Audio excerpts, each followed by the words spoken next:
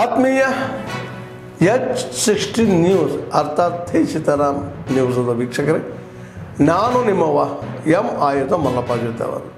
ತಾವು ಈಗ ಸುದ್ದಿಗಳ ಲೋಕಕ್ಕೆ ಎಂಟ್ರಿ ಹೊಡಿತಾ ಇದ್ದೀರಿ.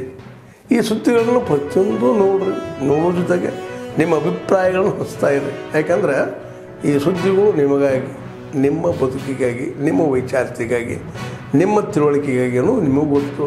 ಜೊತೆಗೆ ನಮಗೂ ನಿಮ್ಮೊಂದಿಗೆ ಇದೊಂದು ಮಾತಾಡುವಂಥ ಜೊತೆಗೆ ಸುದ್ದಿಗಳನ್ನು ಬಿಡುವಂಥ ಕೆಲಸ. ಈ ಕೆಲಸದಲ್ಲಿ ನಾವು ನಿಮ್ಮೊಂದಿಗಿದ್ದೀವಿ ಅಂತ ಹೇಳ್ತಾ ನೋಡ್ತಾ ಇರಿ ಈ ಸುದ್ದಿಗಳನ್ನು.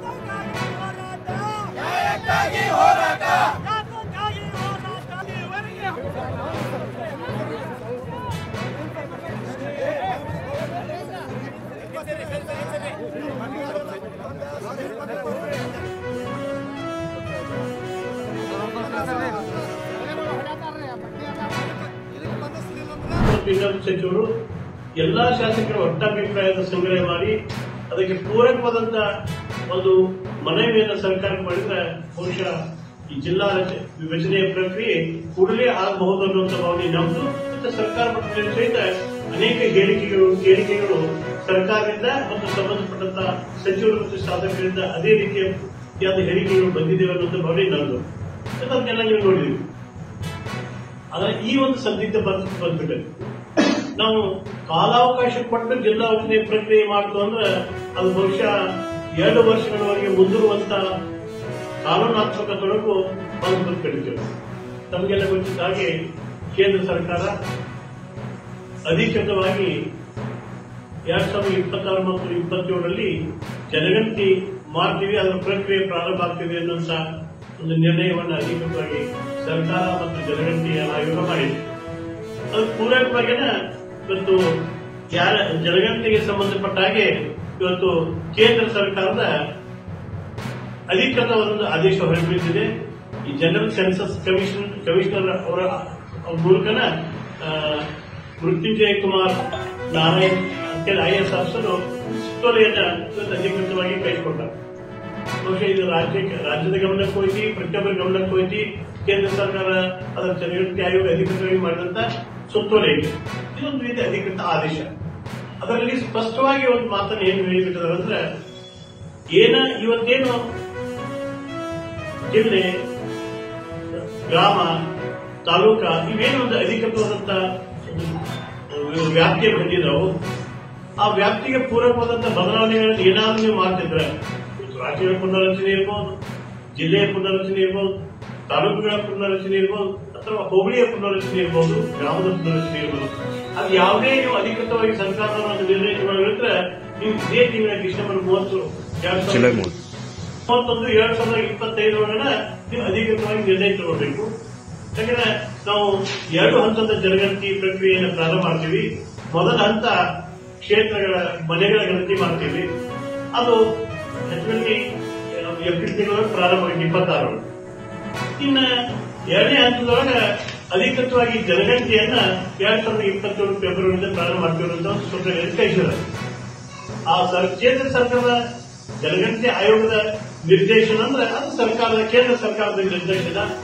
ಅದಕ್ಕೆ ಪೂರ್ವಕವಾಗಿ ಯಾವುದೇ ಪ್ರದೇಶದ ವಿಂಗಡಣೆ ಆಗಬೇಕಾಗಿತ್ತಂದ್ರೆ ಆ ಒಟ್ಟಾರೆ ಪ್ರಕ್ರಿಯೆ ಡಿಸೆಂಬರ್ 31, 2025 ಮುಗಿಬೇಕು.